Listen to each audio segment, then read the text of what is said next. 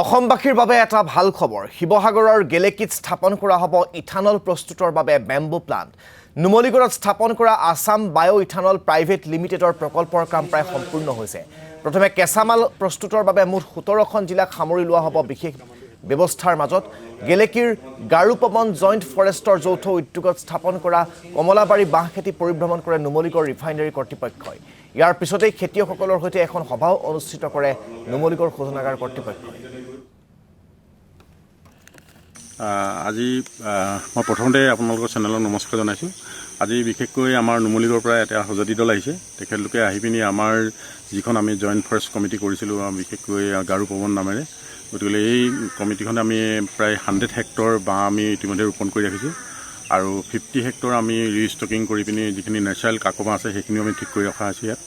গতিকে সেই বাঁহখিনি এতিয়া অহা বছৰ মানে মাৰ্চ মানৰ পৰা তেখেতলোকে লোৱাৰ কথা কৈছে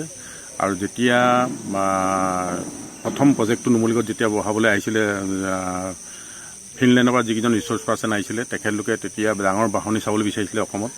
আৰু গোটেই বিভিন্ন জেগাত ঘূৰিলে তেখেতলোকে ডাঙৰ বাহনি তেনেকৈ ধৰণে নাপালে তাৰপিছত যোৰহাট ৰেইন ফৰেষ্টৰ লগত যোগাযোগ কৰি পিনি আমাৰ ছিনিয়ৰ চাইণ্টিষ্ট ৰাজীৱ কলিতাদেৱৰ লগত যোগাযোগ কৰিছিলে আৰু তেখেতে মোৰ নামটো দিছিলে নিৰণ গগৈৰ লগত যোগাযোগ কৰিলে আপোনালোকে বাহনি চাব পাৰিব ডাঙৰ